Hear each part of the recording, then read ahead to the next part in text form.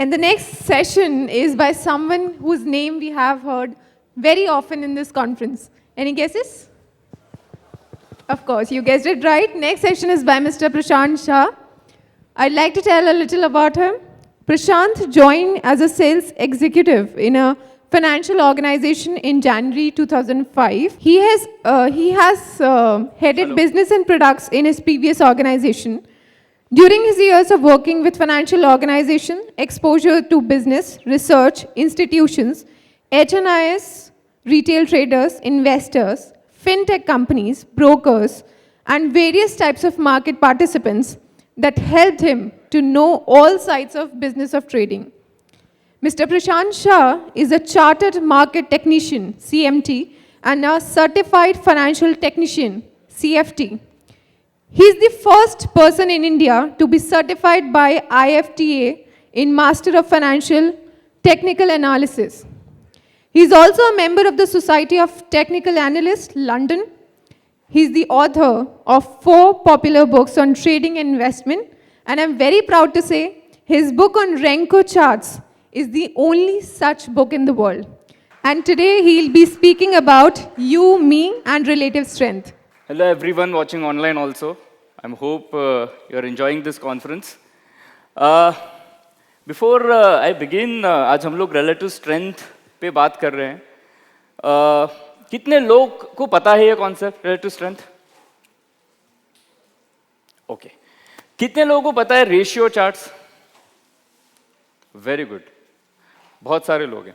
So even if you know, हम लोग बहुत थोड़ा सा बेसिक से जाएंगे और मेरा आइडिया ये है कि आज हम कुछ कॉन्सेप्ट्स ऐसे डिस्कस करेंगे जिससे आप लोगों को कोई भी इंस्ट्रूमेंट और कोई भी मेथड जो आप ट्रेड कर रहे हो सकता है आप डेरिवेटिव्स कर रहे हो, कैश सेगमेंट कर रहे हो, investment, trading, options, whatever you are doing, कुछ ना कुछ ऐसे आइडियाज दिमाग में आज आए related to RS and ratio जिसको आप एक्सप्लोर कर सको. That's one. सेकेंड, आरएस बहुत वास्ट है तो सब कुछ नहीं बट कुछ इंपॉर्टेंट एस्पेक्ट्स और जहां से हम स्टार्ट करते हैं वो डेफिनेटली आपके साथ आज हम डिस्कस करेंगे. Okay, before I come to RSI indicator होता है रिलेटिव स्ट्रेंथ इंडेक्स. पता है सबको? कितने लोगों को पता है? Very good. अब अगर मैं पूछूं कितने लोगों को उसका फॉर्मूला पता है? नॉट इवन 1%, है ना? तो क्या होता है कि जब आप किसी भी चीज़ को अगर पूरी तरह से समझते नहीं हो तो फिर ट्रेडिंग में है ना वो कन्विक्शन बिल्ड करना कभी कभी डिफिकल्ट जाता है. तो क्योंकि अभी आपने हरेश भाई के एक प्रेजेंटेशन में देखा होगा लैरी कॉर्नर्स का 2 पीरियड आरएसआई है ना. ये नहीं है कि हम इसको यूज़ करेंगे, हर कोई सब कुछ तो यूज़ कर नहीं सकता. हर कोई आता है अपना इंडिकेटर, अपना पैटर्न, अपनी स्ट्रैटेजीज को एक्सप्लेन करता है बिकॉज ही इज़ फॉलोइंग. आप हमेशा याद रखना कोई भी स्ट्रैटेजी में या कोई भी चीज़ जो हम करते हैं उसमें सबसे पावरफुल चीज़ क्या होता है, ये नहीं है कि हम क्या कर रहे हैं. मेथड को पावरफुल वो चीज़ बनाता है कि जो हम नहीं कर रहे हैं. मीनिंग कोई आइडिया जब उसको आप वैलिडेट करते हो उसके पहले आप कितने आइडियाज को रिजेक्ट करते हो, that makes it more powerful, that brings conviction. ठीक है, हम लोग नॉर्मली कहते हैं system should be simple. Simple चीज पैसा बनाता है. I totally agree, simple things work, but simple is a relative term, isn't it? Simple for me, simple for him can be different. और वो एक्सपीरियंस के साथ उसका डेफिनेशन भी चेंज होता है जो हम करते हैं. तो simple, it's not keep it simple, it should be make it simple. And how do we make it simple? उसके लिए काम करने से, right? If you practice, if you work on it, then we make it simple. जिनको RSI पता नहीं है, बहुत सिंपल चीज में मैं आरएसआई का एक चीज इंडिकेटर का बताता हूँ. मान लीजिए यहाँ पे मैं 14 चेयर रख लूँ, 14 पीरियड आरएसआई, 14 चेयर्स हैं यहाँ पे और 14 बच्चे बिठा दिए उसको. जब बार ग्रीन होता है, ग्रीन बार का मतलब है बार का ग्रीन होना और कैंडल के ग्रीन होने में फर्क है. कैंडल ग्रीन तब होता है जब क्लोज ओपन के ऊपर हो, बार ग्रीन तब होता है जब क्लोज कल के क्लोज के ऊपर हो. ठीक है, बार ग्रीन होता है, या इन सिंपल वर्ड्स में क्लोजिंग प्राइस कल के क्लोजिंग प्राइस के ऊपर है तो उस बच्चे को ग्रीन टी शर्ट पहना दो, और अगर नीचे है तो रेड टी शर्ट पहना दो. ठीक है, अब आपके सामने बच्चे बैठे, उसमें कितने ग्रीन है कितने रेड है आप देख सकते हो। क्लोज अगर बहुत ज्यादा है तो बच्चा थोड़ा हेल्दी है, या 2-3 टी शर्ट पहना दो। क्लोज नैरो है तो अब इसमें आपके पास कितने ग्रीन बच्चे हैं और उनका एवरेज लेंथ कितना है और रेड का कितना है, इसका रेशियो इज आरएसआई इंडिकेटर। तो बेसिकली इट टेल्स यू कि लास्ट 14 बार में प्राइस कितना % से गेन कर रहा है। ठीक है, अब इसी को आप 2 पीरियड आरएसआई में इसी कॉन्सेप्ट को बिठा दो तो आपको क्या समझ में आएगा, 2 ही बच्चे बैठे हैं, मतलब 2 bars. So it's not whether I'm going to use that 2 period RSI, it is about whether I understand that concept. हम लोग उस पर सोचे तो सही कि एक है क्या, why 2 period RSI है, इसका मतलब क्या होगा। So 2 है, इसका मतलब 2 बार का RSI, मतलब gain versus loss last 2 bars का। ठीक है, अब फिर जब वो स्ट्रेटेजी में ये पॉइंट आता है, जैसे लैरी कॉर्नर्स के उसके कुछ और भी रूल्स हैं, बट जैसे 200 डे एवरेज के ऊपर अगर प्राइस है और RSI 2 इज बिलो 20 तो इट इज 20 और 10 कुछ ऐसा है जो it is a good pull back system. अब लॉजिक लगाओ, क्या है logic, does that make sense कि 200 डे के ऊपर है इसका मतलब है बुलिश है मार्केट, और अगर 2 पीरियड RSI बिलो 10 है इसका मतलब 2 बार का क्लोजिंग जो है वो बहुत डीप है, मतलब शॉर्ट टर्म में मार्केट नीचे आया है। समझ में आया, ये concept that makes it important. कोई भी इंडिकेटर जब हम चार्ट पे लगाते हैं, कोई भी प्राइस, वो एक पैटर्न बनता है। Even if you are using indicators, वो एक पैटर्न बनता है, जितने हम वेरिएबल लगाएंगे उस हिसाब से वो पैटर्न चेंज होता है। ठीक है, तो हमें अगर वो पैटर्न समझ में आ जाए जो भी स्ट्रेटेजी हम फॉलो करते हैं, then we can understand what we are doing, that is very important. और ये मेरे हिसाब से हम जो भी करते हैं ना मार्केट में, उसके लिए this is very important, we should know what we are doing. And how will we know what we are doing, अगर हम उसको अच्छे से स्टडी करेंगे, जो भी मैं यूज कर रहा हूं वो क्या दिखा रहा है, राइट। सो या दिस इज स्टैंडर्ड डिस्क्लेमर। तो जो भी हम लोग स्टॉक्स वगैरह डिस्कस करेंगे वो जस्ट एग्जाम्पल है। और क्यों ये मैंने जो टाइटल है, it is you me and relative strength.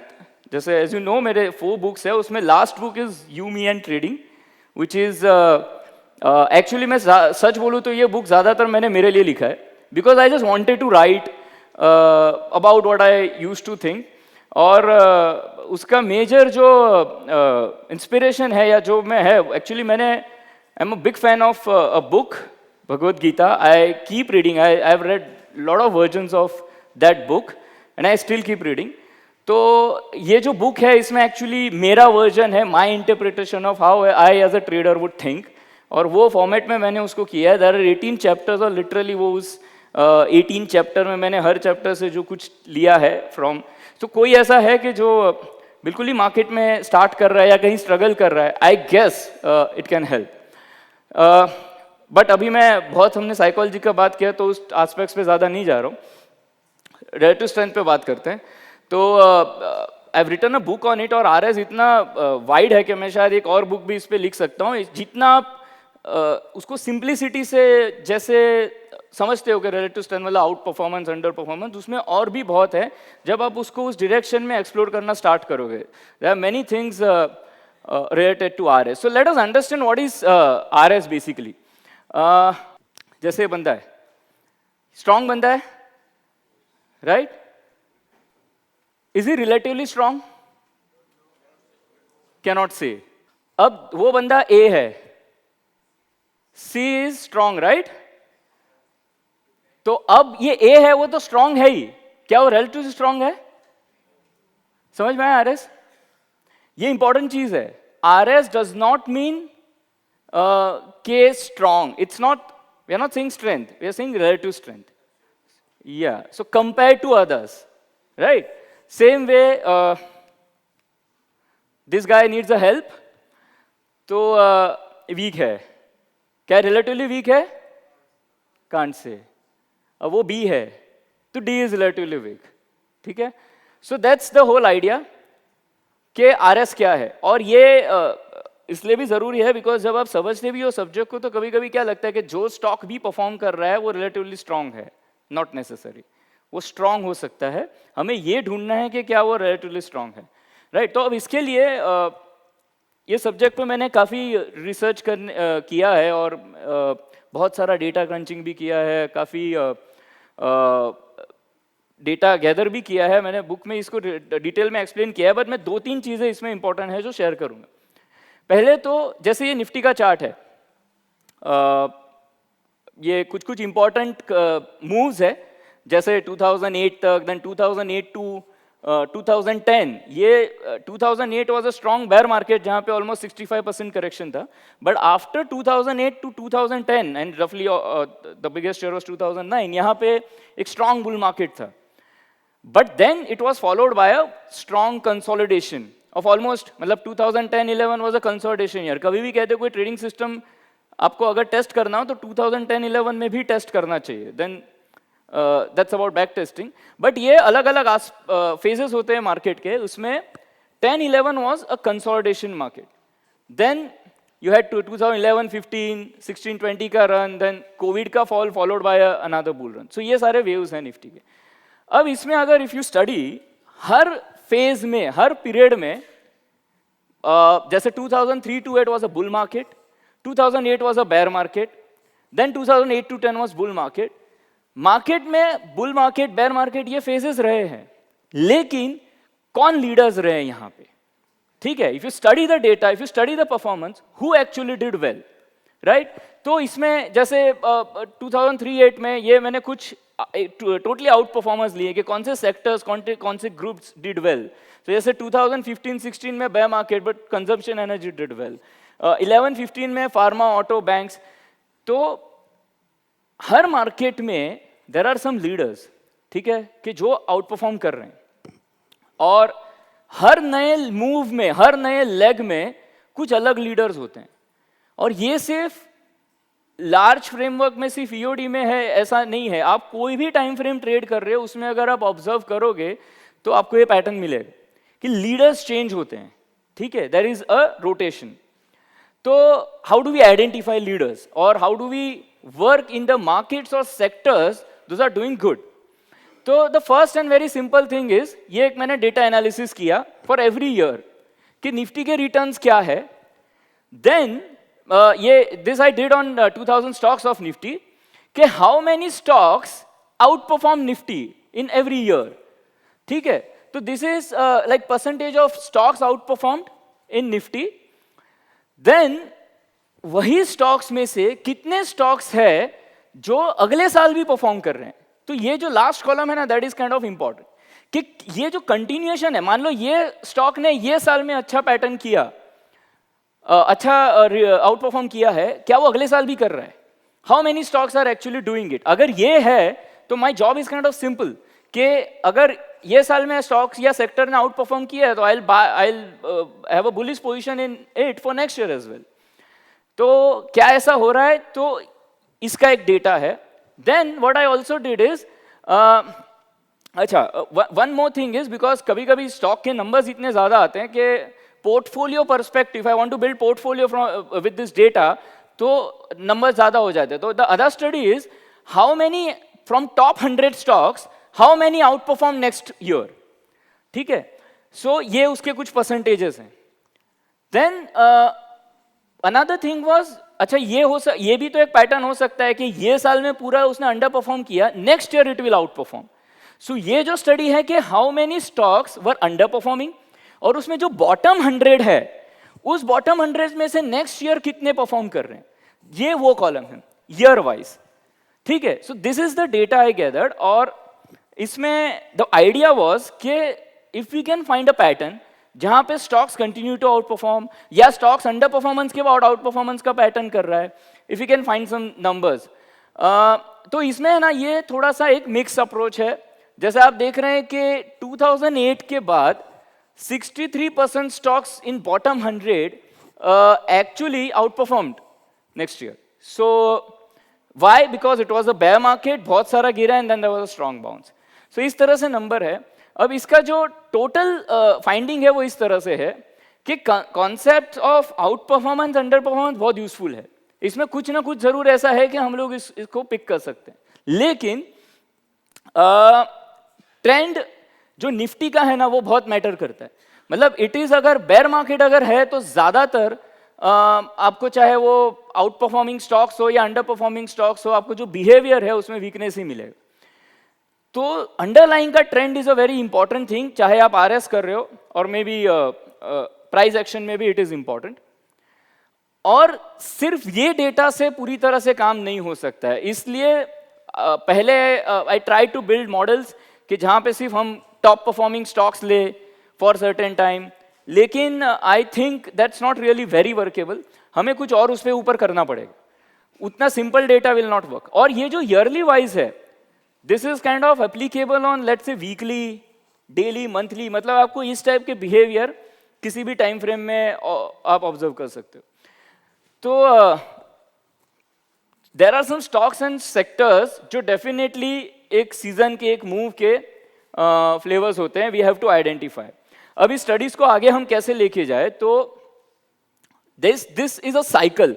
जैसे आज एक अच्छा चीज किसी ने बोला and which is very important, के मार्केट में बेसिकली है क्या कि wide range followers by consolidation, consolidation followers by wide range.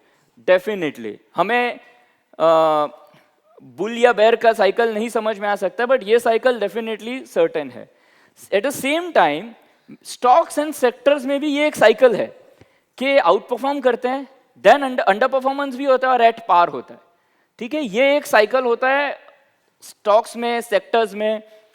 और निफ्टी में, Nifty also out performs and under performs और मूव्स एट पार, इस टाइप का।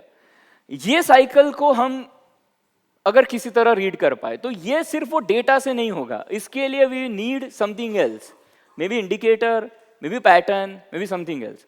तो जब इस चीज को, इस नॉलेज को लेके अगर हम आगे एक्सप्लोर करना सोचे, तो the basic idea is what is out performance, right? तो आउट परफॉर्मेंस इज के if a particular stock is doing better in that sector or a sector is doing better in market, इसको हम बोलेंगे out performance. अब out performance में better मतलब किससे better, किससे better? Let's say I am saying a sector is out performing, इसका मतलब क्या है? It is doing better than Nifty. Nifty is benchmark, इसलिए वी आर सेइंग निफ्टी। अब मुझे अगर मैं आपको इस तरह से पूछूं कि लेट्स से एक एग्जांपल लेते हैं किसी स्टॉक का, Tata steel in metal sector. So Tata steel is doing good, इसका मतलब क्या है? वो Tata steel is out performing. तो आउट परफॉर्मिंग किसको? Metal index. Metal index is out performing, तो आउट परफॉर्मिंग किसको? निफ्टी को। ऑलराइट, अब इसी नॉलेज को हम थोड़ा सा और एक्सप्लोर करेंगे आगे, ठीक है? सो एक जो बहुत पॉपुलर है, जो काफ़ी बुक्स में भी काफ़ी ऑथर्स ने भी उसको यूज़ किया है, तो popular indicator relative strength indicator. अब पहले आप समझ लीजिए इंडिकेटर होता क्या है, जिसको हम कैंडलस्टिक चार्ट के नीचे प्लॉट कर सकते हैं। एक स्टॉक है जिसने लास्ट लेट्स से 1 मंथ और लास्ट 20 सेशंस में 5% रिटर्न दिया, stock A. Stock B last 20 sessions में 7% रिटर्न दिया। तो 7% माइनस 5% वो हो गया स्टॉक बी का रिलेटिव स्ट्रेंथ। इसको हम किसी और वर्ड में क्या बोलेंगे? इफ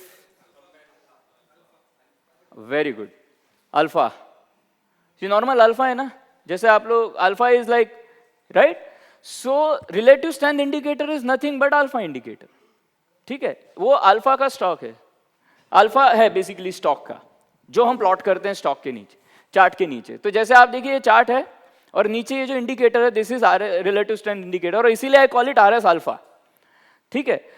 तो इससे आपको समझ में आ जाएगा what this indicator is basically. अब जब ये जीरो, यहाँ पे दो चीजें है, ये जीरो लाइन है, जीरो लाइन के ऊपर है, इसका मतलब है stock is doing better than denominator. Now denominator is what? जिसके अगेंस्ट वो, जिसके साथ वो कंपेयर हो रहा है। So in this case let's say it is Nifty. तो when it is about zero line, that means the candidate is Nifty 500, जो कैंडलस्टिक चार्ट है, तो Nifty 500 is out performing Nifty. When it is below zero line, it is under performing Nifty. Calculation और logic समझ आया? Right? तो अब जब ये जीरो लाइन के ऊपर है and now when it is rising, इसका मतलब क्या है? So Nifty 500 is out performing Nifty 50, right? तो जब वो अबाउ जीरो लाइन है, that means it is doing better than Nifty. When it is rising, that means that trend is bullish. With this, let's say ये C वाला formation देखिए, when this is going up, ये भी तो possibility है Nifty भी ऊपर जा रहा है. But in this case, it is doing better than Nifty, ठीक है? और यहाँ पे even if it is above zero, इस period में it is doing जो comparatively वो निफ्टी से weak है. समझ में आया ये indicator? This is relative strength indicators. How do you read it? You can read it with any other indicator that you are following. Or, I mean, how do you read it? If it is above zero and it is rising, it is very bullish. If it is below zero and falling, it is very bearish. समझ में आया logic? समझ में आया इसका behaviour कैसा है? Right? Now this you can plot on any candidate, और डिनोमिनेटर भी कोई भी हो सकता है, निफ्टी भी हो सकता है, निफ्टी 500 हो सकता है. अगर आप कोई स्टॉक प्लॉट कर रहे हो, let's say Tata steel, you can have denominator as Nifty, metal index, Nifty 500, ठीक है? तो ये एक तरीका है इसको रिलेटिव स्ट्रेंथ को देखने का. और this is a same indicator जहाँ पे एक सिस्टम की तरह इसको यूज किया है. जैसे यहाँ पे एक मूविंग एवरेज है कैंडलस्टिक चार्ट पे, एंड ये रिलेटिव स्ट्रेंथ इंडिकेटर है. अब in this B period, even this price is hovering around moving average, there is the pattern of outperformance. अब कोई मुझे बताएगा इस B period में क्या फॉर्मेशन है? नहीं, more consolidation, divergence, yeah, what else? Divergence. Higher high, what else? Divergence. Divergence. Very bullish. Explore करो, divergence कैसे? Please elaborate. क्या divergence? Very bullish. Very bullish नहीं, क्या divergence क्या? So indicator is going up Okay. and the chart is actually not कहाँ पे going हो up. एक सॉरी यार मतलब Here last में ओके सॉरी हाँ इधर. हाँ सॉरी बोलो.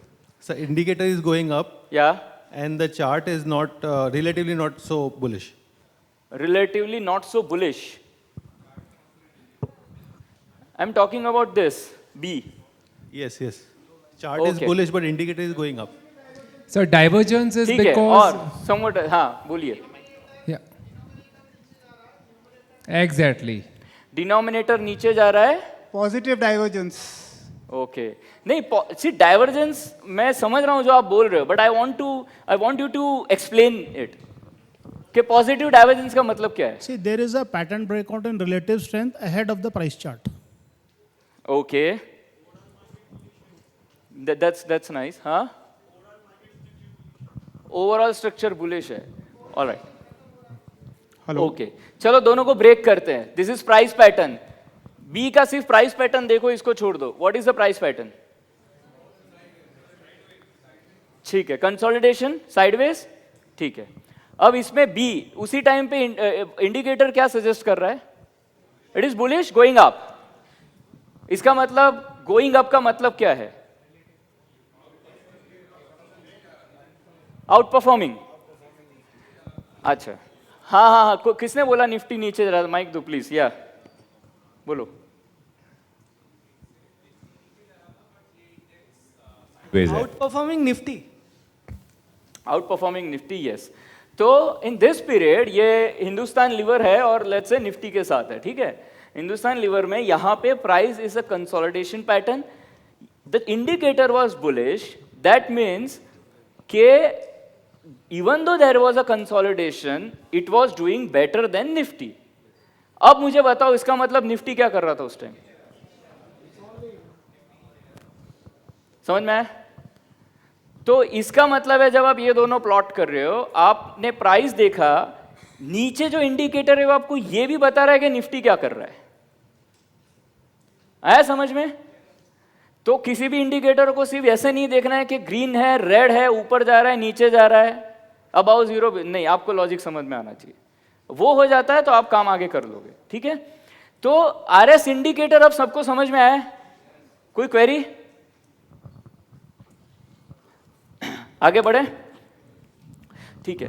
तो these are more examples. अब इसके साथ बहुत सारे n number of possibilities है। मैंने moving average is just for the example, लेकिन you can have many other systems. RS indicator में आपको टाइम फ्रेम देना जरूरी है, जैसे कितने दिन का रिलेटिव स्ट्रेंथ। तो डिफॉल्ट है 50 डे, 120 डे, अगर शॉर्ट टर्म या में है तो 50 डे, और मीडियम टर्म है तो 120 डे। इस टाइप से आप प्लॉट कर सकते हो। You can also plot with the period, जैसे आप March 2020 for example it was an important low, तो यू कैन प्लॉट इट आप पीरियड उस मार्च 20 से ही आप कंपेयर करके भी देख सकते हो।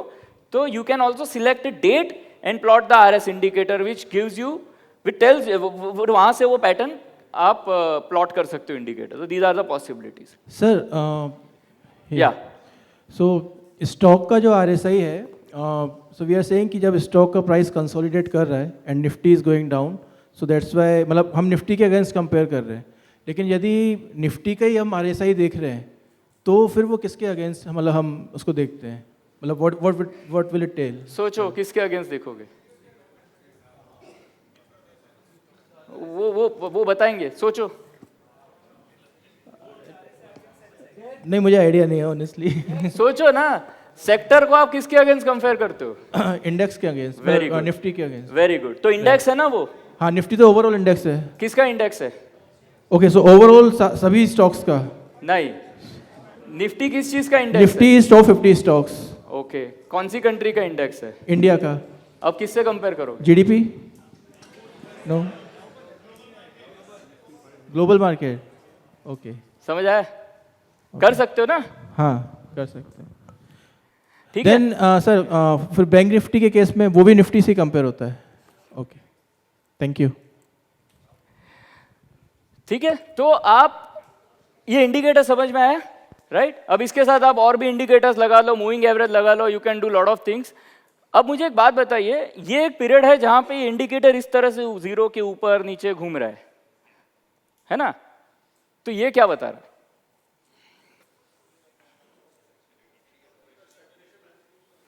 हाँ, नहीं, आप माइक दो यार प्लीज, Hello? आप लोग एक्टिव रहो। हाँ, It's at par with Nifty. It's at par with Nifty. Sir, both the numerator and the denominator are High relatively. correlation, inversely correlated. Inversely correlated. When Nifty goes up, stock goes down. When stock goes up, Nifty. High correlation. क्या ये सही है? High correlation. High correlation, या वो ठीक है Sir, statistically. both the numerator and the denominator are actually moving in tandem. Okay, so both are moving in tandem, yes. So इसका मतलब है ये जो न्यूमरेटर है डिनोमिनेटर के आसपास ही उसका परफॉर्मेंस रहा है। Can we call it a consolidation?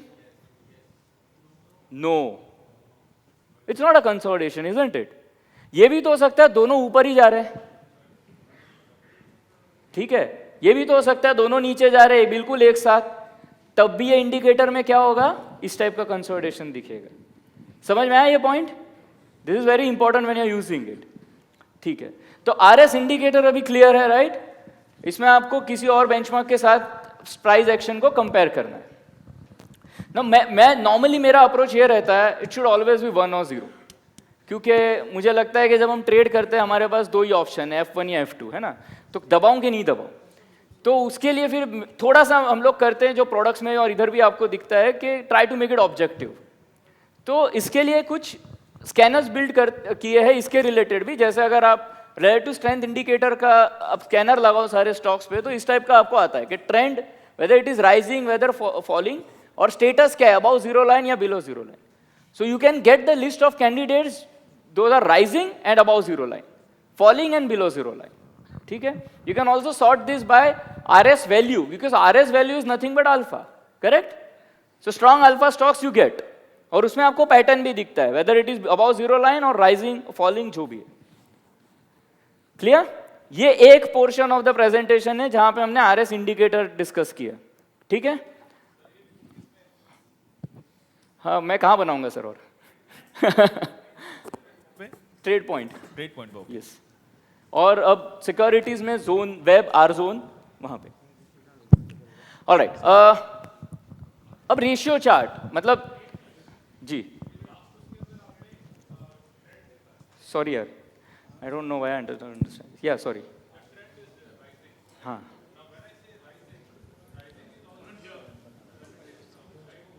Period के अगेंस्ट ही राइज और फॉल कर रहा होगा correct so that rising is also some period which is you are taking it in that context right so compared to previous session because हम लोग पूरा अगर मैं 50 डे का लूं तो बहुत लंबा लिस्ट आपको आएगा जो सिर्फ राइजिंग ही है करेक्ट तो वो स्कैनर एक ही चीज हो जाएगा अबाउ जीरो क्या और राइजिंग क्या अल्टीमेटली इसलिए सिर्फ प्रीवियस सेशन के साथ कंपेयर कर रहे हैं Now, for example, you are looking it for medium term. What you can also do is you can do it on weekly ratio chart or monthly ratio chart. So, if you do it on weekly ratio chart, वो आपको दिखाएगा last week से.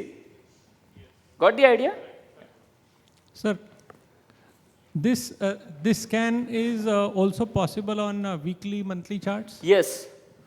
Any okay. time frame. Okay. Any Thank time you. frame. Prashant, so just take example of BHAL. So you have mentioned RS value as 0.774. Correct. So we are saying Nifty is assuming, so Nifty is going 1 and BHAL is going 1.77. True. Correct? True. Okay. So difference between Nifty And this is this. all right. तो now let's move to ratio. कितने लोगों को ratio chart पता है? ठीक है. अब जैसे आप देखिए दो स्टॉक है जैसे अभी हमने आरएस किया मान लीजिए हम फॉर अ व्हाइल वो इंडिकेटर को साइड पे रखते हैं हम इंडिकेटर नहीं स्टडी कर रहे उसको हमने डिस्कस कर लिया अब उसके अलावा अगर मुझे दो स्टॉक में ये कंपेयर करना है कि कौन सा स्टॉक बेटर है कौन सा नहीं है आप समझ लो ना कोई स्टॉक या स्टडी फॉलो भी नहीं कर रहे हो आप सिर्फ मार्केट देख रहे हो स्क्रीन पे या कुछ और ऐसे ही दूसरे इंडिकेटर्स फॉलो कर रहे हो हाउ डू यू आइडेंटिफाई कि whether the instrument is out performing या अंडर परफॉर्मिंग तो ये फर्स्ट जो है वो निफ्टी कैंडलस्टिक चार्ट है और ये है बैंक निफ्टी कैंडलस्टिक चार्ट यहां पे तो फेज बी में दोनों ऊपर जा रहे हैं फेज ए में क्या हो रहा है ये जो चार्ट है ये नीचे जा रहा है and this is kind of flat so we can say that this is under performing this in period ए बोल सकते हैं अब क्या करते हैं कि इन दोनों का जैसे ये है ना स्टॉक ए और स्टॉक बी तो ये एक्स जैसे स्टॉक एक्स में जो सर्कल किया उसमें क्या है कि stock A x is going up और यहाँ पे स्टॉक एक्स में जो स्टॉक बी है दैट इज गोइंग डाउन अब हम इन दोनों का अगर रेशियो कैलकुलेट करें तो what will happen during that this is ratio of A versus B so what is ratio for people who don't know जैसे अगर कोई स्टॉक है वो 100 पे ट्रेड कर रहा है और दूसरा स्टॉक है जो 50 पे ट्रेड कर रहा है तो इफ यू डिवाइड 100 बाय 50 तो वो रेशियो हो गया 2 ठीक है तो इस तरह से जैसा हमें डेली प्राइस मिलता है स्टॉक का उसी तरह से दोनों स्टॉक का हमें डेली बेसिस पे रेशियो भी मिलेगा चाहे वो डेली हो चाहे इंट्राडे हो चाहे कोई भी टाइम फ्रेम में जिसमें आप प्राइस चार्ट देख सकते हो उसमें आप रेशियो चार्ट भी देख सकते हो क्लियर तो ये इस तरह से रेशियो चार्ट प्लॉट किया है अब वही पीरियड है जहां पे स्टॉक जो एक्स सर्कल है कि जहां पे आप देख रहे हो वो रेशियो इज गोइंग अप अब इसका मतलब क्या है जब हम रेशियो चार्ट प्लॉट करते हैं there are 2 instruments in that ratio chart दिखने में लाइन चार्ट ही है जैसे नॉर्मल आप कोई लाइन चार्ट एनालाइज करोगे प्राइस का वैसा ही वो लाइन चार्ट है रेशियो का बट उसमें 2 इंस्ट्रूमेंट्स है राइट ठीक है अब ये 2 इंस्ट्रूमेंट में ये रेशियो चार्ट है लेट्स से this is bank Nifty divided by Nifty daily chart है रेशियो का ठीक है अब आप मुझे बताइए ये पीरियड ए में क्या हो रहा है ठीक है इसके पहले एक क्वेश्चन ये चार्ट हमें दिखाता है under performance and out performance correct किसका इस चार्ट में किसका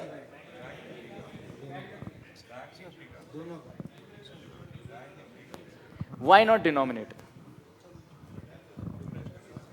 Both. Absolutely, both. है ना तो ये चार्ट को अगर मैं रिवर्स कर दूं, Nifty versus Nifty divided by bank Nifty, correct? तो आपको रिवर्स लगाने की जरूरत थोड़ी, आप इसी चार्ट को देख के दोनों का बता सकते हो, इजंट इट? है ना? तो अब मान लीजिए ये ए है, यहां पे अंडर परफॉर्मेंस है न्यूमरेटर का, जो B1 है यहां पे आउट परफॉर्मेंस है न्यूमरेटर का, और जब आउट परफॉर्मेंस हम कह रहे हैं न्यूमरेटर का, वहां पे भी अंडर परफॉर्मेंस है डिनोमिनेटर का। क्लियर? तो ये रेशियो चार्ट जो है, यहां से हमें समझ आता है कि परफॉर्मेंस कैसा है उस इंस्ट्रूमेंट का। ठीक है? अब अच्छा, ये रेशियो चार्ट क्लियर? सिर्फ कंस्ट्रक्ट कैसे हो रहा है और क्या दिखाता है, क्लैरिटी? डाउट है किसी को कुछ?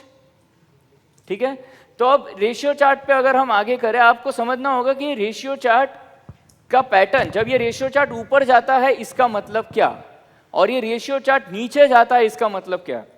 अगर ये चीज आपको अच्छे से समझ में आ जाए, सी हम लोग पहले 5 ऑप्शन को समझने का कोशिश करते हैं। इंडेक्स और स्टॉक, स्टॉक मतलब न्यूमरेटर, इंडेक्स मतलब denominator. Ratio chart is going up और डिनोमिनेटर इज गोइंग अप, इसका मतलब क्या है, न्यूमरेटर को और ऊपर जा रहा है वो, मतलब उसको और ऊपर जाना पड़ेगा तब तो आउट परफॉर्म करेगा। क्लियर?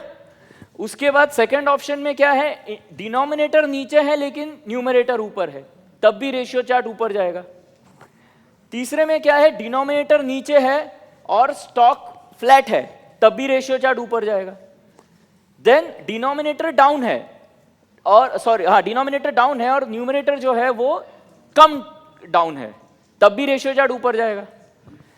और डिनोमिनेटर फ्लैट है और स्टॉक न्यूमरेटर ऊपर जा रहा है, तब भी रेशियो चार्ट ऊपर जाएगा। तो इसका मतलब ऐसा तो है नहीं कि प्राइस अगर बुलिश है तब भी रेशियो चार्ट बुलिश होगा, क्या ऐसा है? समझ में आ रहा है ये पैटर्न से? तो रेशियो चार्ट कब ऊपर जा रहा है और कब नीचे जाना है, इसका अंडरस्टैंडिंग यहां पे इंपॉर्टेंट है। ठीक है, अब आप देखिए ऊपर के दो और वैसे ही नीचे के दो, ये फॉर्मेशंस में that's the pattern of strong out performance. Out performance तो वो सारे ही है, ऊपर के 5 आउट परफॉर्मेंस है, लेकिन first 2 are very strong out performers. क्यों? क्योंकि index is going up, this is going up more, मतलब काइंड ऑफ लीडर हो गया ना उस पर्टिकुलर लेग का, isn't it? Same way index नीचे जा रहा है लेकिन ये ऊपर जा रहा है, स्ट्रॉन्ग आउट परफॉर्मेंस। ठीक है, अब आइडिया इज, तो अब मेरे हिसाब से जब हम रेशियो चार्ट प्लॉट करते हैं, अब इसमें 3 चीज आया, न्यूमरेटर, डिनोमिनेटर और रेशियो। ठीक है, what we are trying to identify is, हमारा गोल और ऑब्जेक्टिव क्या है, how do we identify out performers, under performers, और थोड़ा सा हमें पहले साइन आए कि ये पैटर्न चेंज कैसे हो रहा है, दैट्स आवर ऑब्जेक्टिव। अब उनमें से कुछ कॉलम्स निकाल के सिर्फ डिनोमिनेटर और रेशियो रखा है, तो इसका मतलब क्या है, जब डिनोमिनेटर ऊपर है और रेशियो राइजिंग है, अब आप मुझे बताएं न्यूमरेटर क्या कर रहा है?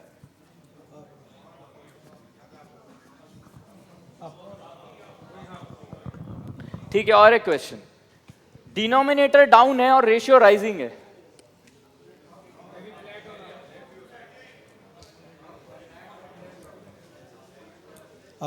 फ्लैट भी हो सकता है, कम डाउन भी हो सकता है और अप भी हो सकता है ना? तो आपको तो देखना पड़ेगा कि न्यूमरेटर क्या कर रहा है। ठीक है, चलो इसको और आगे लेके जाते हैं। अब आपके पास 2 चार्ट, आप ये सबसे तो आप लोग फैमिलियर हो, प्राइस चार्ट। जब मैं प्राइस चार्ट बोलता हूं बुलिश बेरिश, इसमें कोई भी सिस्टम हो सकता है, कोई इंडिकेटर हो सकता है, आप कोई मूविंग एवरेज यूज कर सकते हो, that can be any definition कि बुलिश और बेरिश प्राइस चार्ट का मतलब क्या है। अब सेम वे रेशियो चार्ट को भी अगर हम मार्क करना स्टार्ट करें, जिस तरह से हम प्राइस चार्ट को एनालाइज करते हैं, उसी तरह अगर हम रेशियो चार्ट को एनालाइज करें, then also we can have this classification, what is bullish, what is bearish. ठीक है, अब जब दोनों बुलिश है तो हम लोग रिमार्क करते हैं कि बुलिश एंड आउट परफॉर्मर। ये फर्स्ट रिमार्क समझ में आया क्यों लिखा है? बुलिश बिकॉज प्राइस बुलिश है, और आउट परफॉर्मर बिकॉज रेशियो भी बुलिश है ना? और रेशियो बुलिश है, इसका मतलब, अब मैं मेटल इंडेक्स का ही एग्जांपल ऐसे ही कंटिन्यू करता हूं कि मान लो Tata steel is doing better, Tata steel is bullish, price chart आपको अच्छा दिख रहा है, लेकिन at the same time ratio भी बुलिश है मेटल के सामने। इसका मतलब है टाटा स्टील प्राइस बुलिश है और मेटल इंडेक्स में भी वो अच्छा कर रहा है। समझ में आया? तो इसके लिए वो बुलिश एंड आउट परफॉर्मर है। एंड बाकी opposite of it bearish and under performer. अच्छा, this is very important. Second, price chart bullish है जो आप देख रहे हो, लेकिन रेशियो चार्ट बेरिश है। इसका मतलब क्या है कि कोई और जो उस ग्रुप में है ना वो अच्छा कर रहा है। समझ रहे हो? वो जो लीड जो ऊपर लेके जा रहा है उसको वो कोई और लेके जा रहा है, ये बुलिश है। इट्स नॉट दैट इसको हम बाय नहीं कर सकते, लेकिन कोई और है जो बेटर कर रहा है। We must identify. और जब ये प्राइस चार्ट बुलिश है लेकिन रेशियो चार्ट फ्लैट है, इसका मतलब जैसे मैंने पहले ही बताया, जरूरी नहीं है कि प्राइस में कंसोलिडेशन है। जब रेशियो चार्ट फ्लैट होता है इसका मतलब ये भी हो सकता है कि दोनों एट पार मूव हो रहे हैं। ठीक है? तो ये पहले 3 पैटर्न अगर आपको समझ में आए, ये रिलेशनशिप, तो थोड़ा सा एक आइडिया आता है कि पैटर्न क्या है। हाँ, अब मैंने क्या कोशिश किया कि क्या मैं इसको और ऑब्जेक्टिव कर सकता हूं, can we name this patterns, और कैन वी इस तरह से डिजाइन करें कि मैं इसको एग्जीक्यूशन पे लेके आऊं। इसके पहले एक एग्जांपल देखिए, अभी ये है Nifty auto chart, weekly chart, line price chart है। 2017 to 20 ये पीरियड ए है। Price went up, price was bullish, the sector was out performing, sector was doing good, sector was bullish. In period B sector was bearish. इसी चीज को अगर मैं ratio में convert करूं, this is the ratio chart of Nifty auto versus Nifty 50। इसमें period A है, ये kind of under performance, and period be under performance. So in period A, even when the price was going up, ratio was underperforming. इसका मतलब क्या है? Period ए में क्या हो रहा था?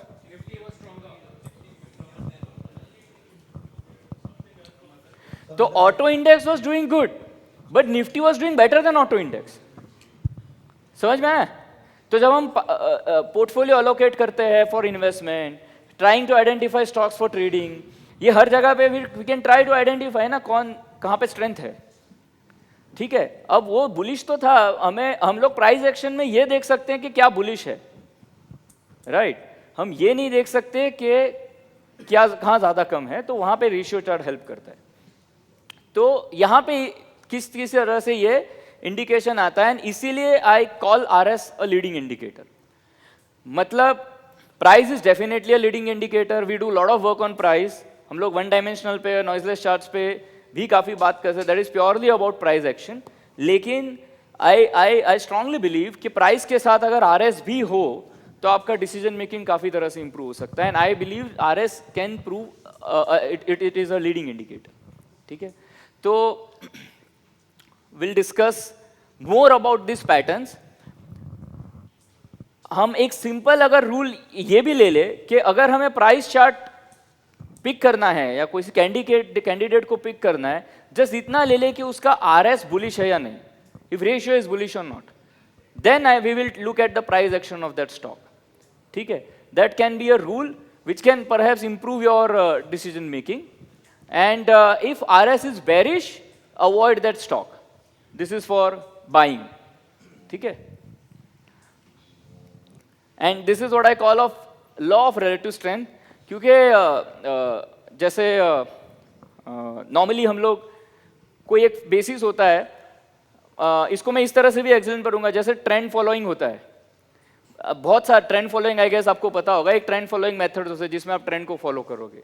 कुछ मेथड्स होते हैं जिसमें आप मीन रिवर्जन करोगे, जब नीचे आएगा या रिवर्सल होगा उसको आप ट्रेड करोगे। आर्ग्यूमेंट होते रहते हैं कौन सा अप्रोच अच्छा है, किसमें क्या है, ऑल दैट इज फाइन। लेकिन अगर आपको अच्छा ट्रेंड फॉलोइंग करना है ना, तो पता है क्या होना चाहिए? आपका बिलीफ स्ट्रांग होना चाहिए कि what is going up will continue to go up. अगर ये जो बिलीफ है दैट मैटर्स, या ये जो एक्सेप्टेंस है कि I will stick to this, वो आपको ट्रेंड फॉलोइंग करा सकता है। सिर्फ ये नहीं, क्योंकि ऐसा तो है नहीं कि जब आप ट्रेंड फॉलोइंग करोगे तो बीच बीच में रिवर्सल नहीं होगा। Of course that will come, whipsaw आने ही वाला है। लेकिन जैसा मैंने पहले बोला था ना कि आप एक चीज में क्या फॉलो करते हो उससे ज्यादा जरूरी है आप क्या नहीं करते। तो सक्सेसफुल ट्रेंड फॉलोइंग के लिए ये तो ठीक है कि आप ट्रेल करोगे, उससे ज्यादा जरूरी है कि क्या आप बार बार रेजिस्टेंस नहीं देखोगे। That will make you do a successful trend following. ठीक है, तो same way law of relative strength में क्या है कि you have to believe that what is out performing will continue to out perform. Alright, so how do we trade leaders, है ना, that is important. First of all identifying leaders, second how do we trade leaders. तो इसमें मेरे हिसाब से एक बहुत simple line है which you can always note. आप किसी भी टाइप का एनालिसिस करो, buy continuation pattern in out performing stocks, this is a beautiful trading strategy. Sell continuation pattern in under performing stocks, जो ट्रेडर्स हैं उसके लिए। ठीक है, अब there can be various techniques to identify continuation pattern, to identify outperformers, बहुत सारी चीजें। एक RS इंडिकेटर हमने डिस्कस किया। Buy continuation pattern is which is continue to go up. ठीक है, तो ये और identify for me this is kind of a wonderful strategy that has stood the test of time. अब इसके लिए मुझे RS में जैसे मैंने पहले बताया था कि ये जो पूरा हमने किया उसमें क्या हम कोई पैटर्न आइडेंटिफाई कर सकते हैं। सो इसमें 3 कंपोनेंट है, न्यूमरेटर, डिनोमिनेटर एंड रेशियो। अगर इन तीनों के सारे पॉसिबिलिटीज हम एक्सप्लोर करें एंड इफ वी और अगर हम इसको आइडेंटिफाई कर दे पैटर्न के हिसाब से, तो देन हमारे पास चांस है आगे कि हम इसके ऊपर कुछ बिल्ड करें। क्योंकि अभी भी ऐसा है कि बहुत सारा RS है, प्राइस है, फिर ये बढ़ रहा है, वो कम हो रहा है। सो पैटर्न फिट होने के लिए हमें उसको क्लासीफाई करना पड़ेगा। तो इसके लिए मैंने इसको 3 बुलिश और 3 बेरिश पैटर्न में डिवाइड किया है, considering all the possibilities of behaviour of numerator, denominator and ratio. ठीक है, अब इसके लिए आपको क्या करना है, एक पेन लीजिए, पेपर लीजिए और आपको ये जो मैं बोलूँ वो ड्रॉ भी करना है। ठीक है, even the people who are watching online, आपको भी ये वहां पे बैठ के करना है, सो दैट एटलीस्ट आपको ये कॉन्सेप्ट तो समझ में आए। Right, this is first, draw this. There are 3 things, numerator, denominator and ratio. Numerator is bullish, that means it is going up, think about it. ठीक है, डिनोमिनेटर इज गोइंग बुलिश, मतलब denominator is bullish and ratio is bullish. अब इसका मतलब क्या है, numerator ratio ऊपर जा रहा है तो ये न्यूमरेटर का पैटर्न क्या होगा, मतलब ये दोनों भी ऊपर जा रहा है, तो व्हाई रेशियो इज बुलिश?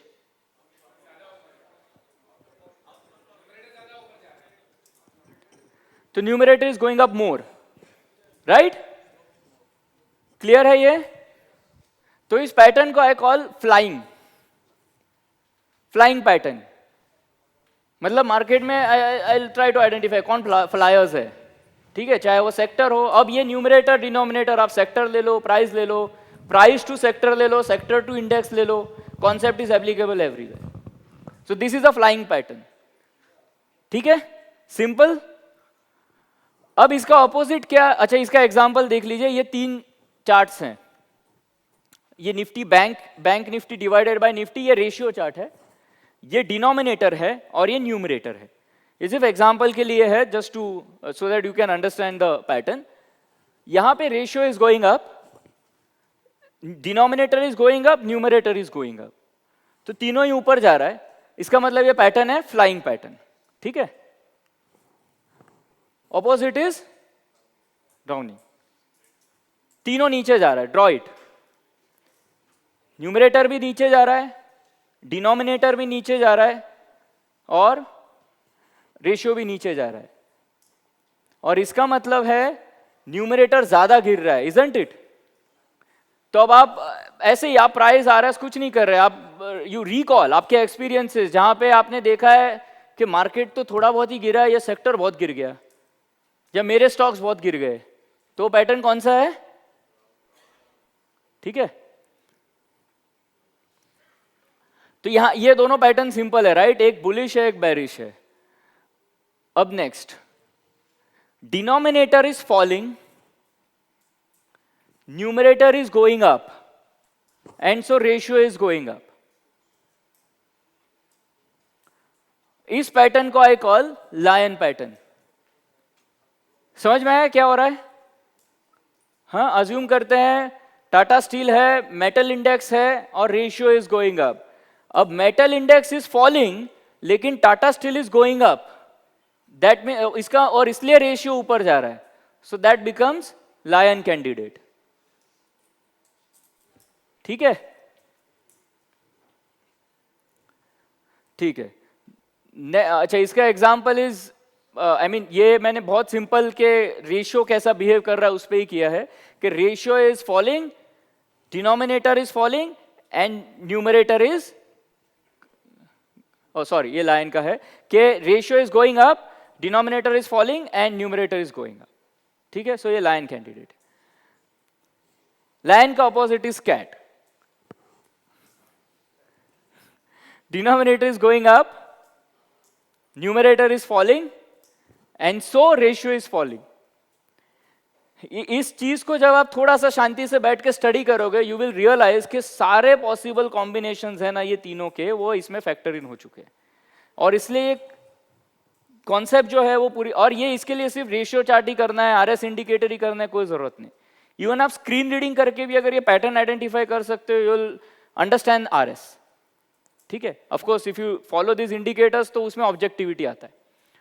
तो denominator is bullish and numerator is falling. Metal index ऊपर जा रहा है, Tata steel is falling and that is why ratio is falling. One more pattern. अच्छा, ये बिफोर दैट इसका example, ratio is falling, denominator is going up, numerator is going down. This is kind of थोड़ा सोचना पड़ेगा. Last pattern bullish, इसको I will call it bullish star. Denominator is falling, numerator is also falling, ratio is going up. Why?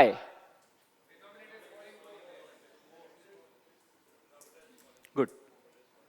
Denominator is falling more. और मतलब market गिर रहा है लेकिन इस कैंडिडेट का रेशियो चार्ट ऊपर जा रहा है. कुछ रीजन होगा, राइट? सो अगर फिर यहां से मार्केट टर्न हुआ ऊपर तो देयर इज अ पॉसिबिलिटी कि this sector, this candidate will be more bullish. ठीक है, तो ये पॉसिबिलिटी के लिए मैंने उसको नाम दिया है bullish star, which is kind of reversal pattern. ठीक है, सो फॉर एग्जांपल दिस, जैसे ratio is bullish, denominator falling, numerator is falling but ratio is bullish because denominator is falling more. And opposite of that is bearish star. Numerator is bullish, denominator is bullish but ratio is falling. ठीक है, तो ratio is falling even though दोनों bullish है because numerator is अच्छा, denominator is rising मोर. ठीक है, sorry, This bullish star, bearish star will be in a way divergence where you will get possible market tops and bottoms. Correct. And you can do this on daily, weekly, monthly, on any time frame chart, even intraday. Okay, but all on web version. Yes. Or not on desktop. Yeah, this is on this is on desktop as well. Okay. Ratio and all is desktop. Even intraday version. Yes. Okay. Yes. So this is an example. Ratio is bearish, but denominator and numerator are bullish. तो इसको भी मैंने थोड़ा सा utilise किया है. We score and we rank based on this pattern. जैसे आप देखिए ये स्टॉक का लिस्ट है. लेट्स से ऑल एफ&ओ स्टॉक्स, डिनोमिनेटर है Nifty 50 and this is list of all stock. This is daily pattern, this is weekly pattern, this is monthly, this is quarterly.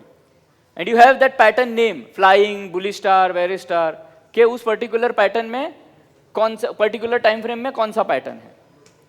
And then you can score it. या sir, ratio chart में reversal कैसे identify करें या confirm? आते हैं बात करते हैं ना. तो and of course this is like आप, I call this ratio trend matrix. Last 15 session में कौन से पैटर्न है that also you can analyse. And this is a total score based on it, मतलब कितने बुलिश रेशियो है और कितने bearish ratio over last 15. So we score that so that हम लोग सॉर्ट करें तो हमें टॉप कैंडिडेट मिले, बॉटम कैंडिडेट मिले. That's the idea. ओके, अब how do we identify bullish and bearish? इसके लिए जैसे मैंने पहले बोला कि आप कोई भी चीज फॉलो कर सकते हो. तो let's take an example of simple moving average. अब मुझे आप बताइए, ये ऊपर बुलिश ये ऊपर चार्ट है प्राइस का, रेशियो का, देन न्यूमरेटर डिनोमिनेटर, और ये 50 डे मूविंग एवरेज लगा है उस पे। अब ये तीनों प्राइस उसके ऊपर है, इसका मतलब है तीनों बुलिश है। कौन सा पैटर्न हुआ?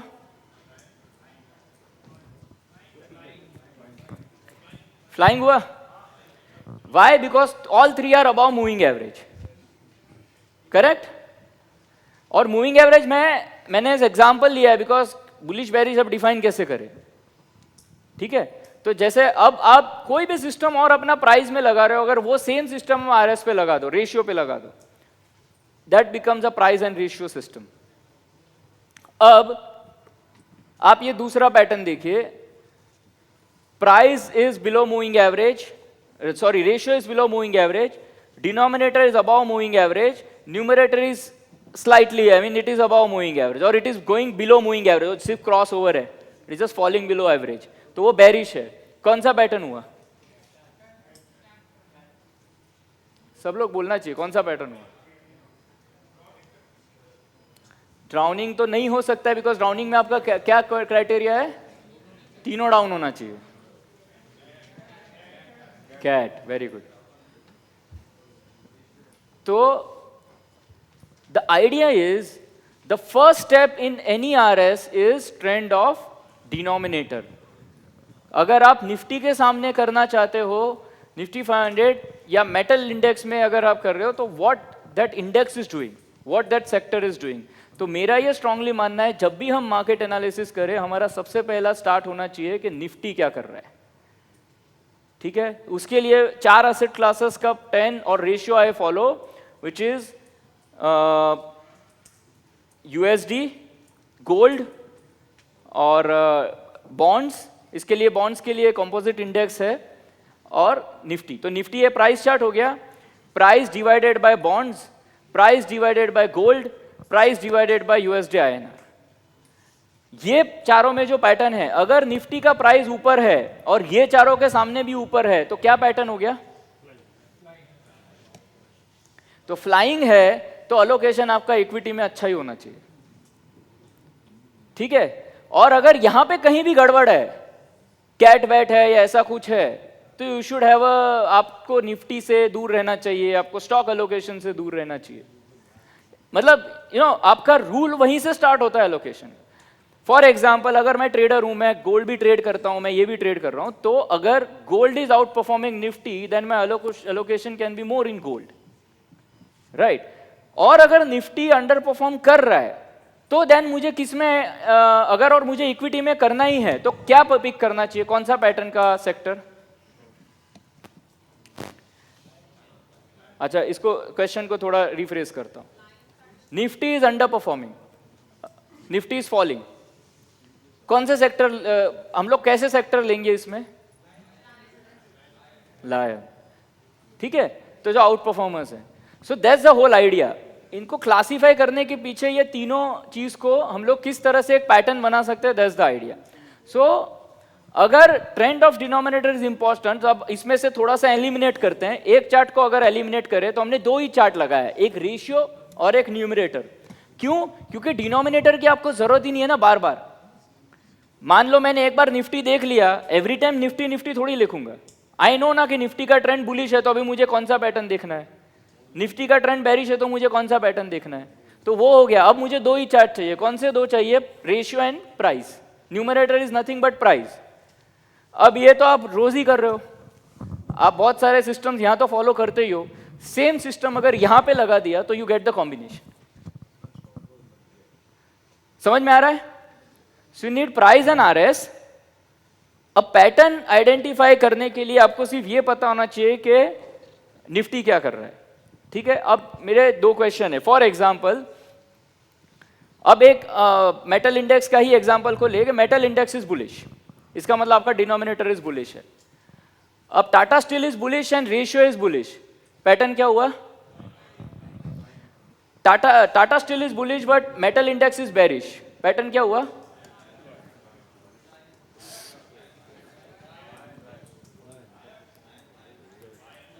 सोचो सोचो सोचो। Metal index is bearish, Tata steel is bullish.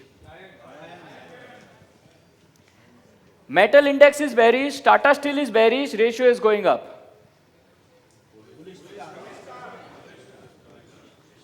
समझ में आया सबको, है ना?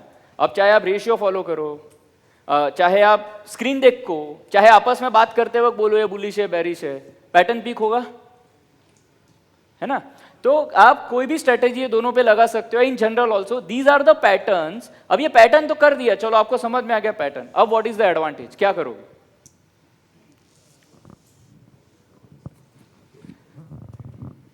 सो select the pattern as per the trend of denominator. इसका मतलब है if trend of denominator is bullish, look for flyers. If trend of denominator is bearish, lion and bullish star if you are buying. ये classification जो है ना, यहां पे आपका स्टॉक सिलेक्शन बहुत अच्छे से इंप्रूव हो सकता है, और चाहे वो कोई भी टाइम फ्रेम, राइट? या applicable on long time frames. And so you can follow any other system. What I do is basically I'm not going to explore more. मतलब इसमें और बहुत सारा है बात करने को. But I guess you guys have got the idea. What I do is I look at these patterns on ratio का P&F convert करके. Double top buy is a breakout pattern on price chart. Same can be a pattern breakout pattern on RS chart. So जब तक P&F RS chart bullish है, then look for the bullish pattern in candidates. Those are the flyers. So same patterns are applicable on P&F chart, Renko chart, or any other charting method that you guys follow. So and एक और input ये है कि when you're building portfolios, मेरे हिसाब से portfolio should be performers plus new entrants. New entrants मतलब जो the candidates जिन्होंने अभी start किया है perform करना. Because सिर्फ in other words it should be flyers plus lion इस type का. बहुत बार हम लोग ये सुनते हैं, मतलब buy strong and sell weak. ठीक है, मेरे हिसाब से buy strong and sell weak मतलब you are doing in one direction only. हमारा अजम्पशन ये है कि जब मार्केट नीचे गिरेगा तो जो वीक है वो ज्यादा अंडर परफॉर्म करेगा और जो स्ट्रॉन्ग है वो कम पड़ेगा. बहुत बार ये भी होता है, उल्टा होता है. When you buy strong sell weak, जब रिवर्सल होता है तो जो स्ट्रॉन्ग होता है वो ज्यादा गिर जाता है. बिकॉज वो जो पर्टिकुलर पैटर्न है वो उस फेस का ही है कि जहां पे those candidates are moving in that way. The strongs are performing and weak candidates are falling. Weak definitely under performers है, बट ये जो रेशियो होता है, आई गेस ये परफेक्ट हेजिंग नहीं है. परफेक्ट हेजिंग के लिए it should be kind of buy strong and sell those who are जो थोड़े कम स्ट्रॉन्ग है. This is what I think. और इस आइडियाज को आप लोग और एक्सप्लोर कर सकते हो. या and then this final disclaimer. कोई क्वेश्चन?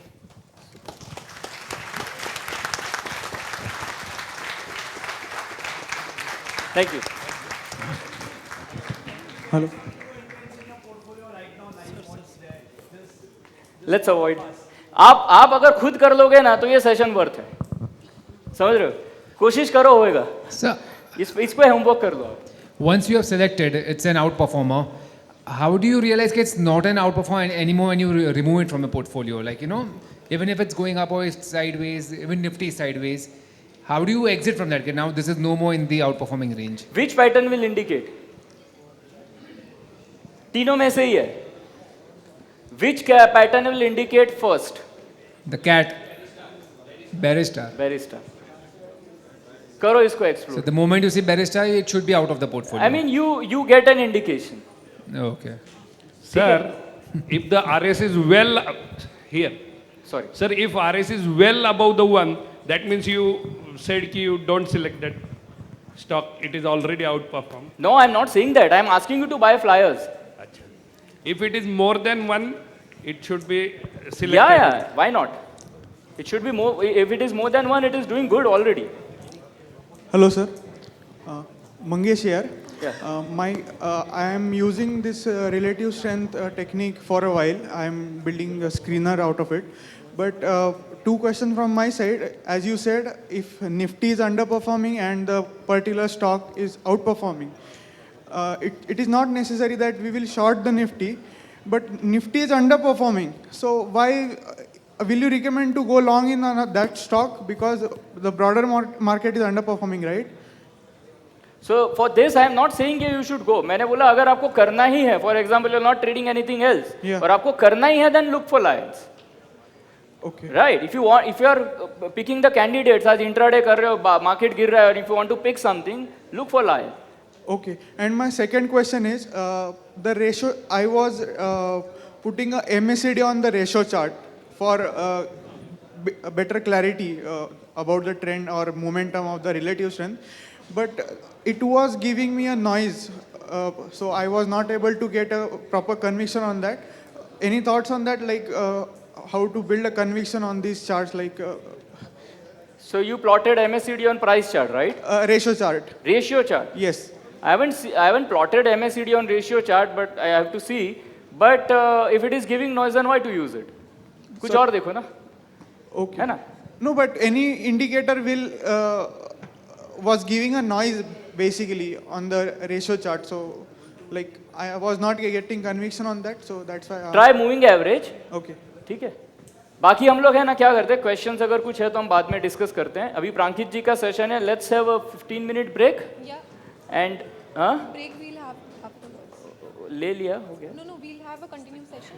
क्योंकि शील अनाउंस सॉरी हम लोग जो स्केड्यूल से है वो थोड़ा डिले हो गए हैं. Sorry about that. जिनका फ्लाइट है उनको आई नो निकलना पड़ेगा, लेकिन बाकी जो लोग हैं हम लोग बहुत इंटरेस्टिंग सेशन है, तो प्लीज़ थोड़ा सा आप मैनेज करके अटेंड कीजिए. It will be very useful. By the way, thank you for your very amazing participation.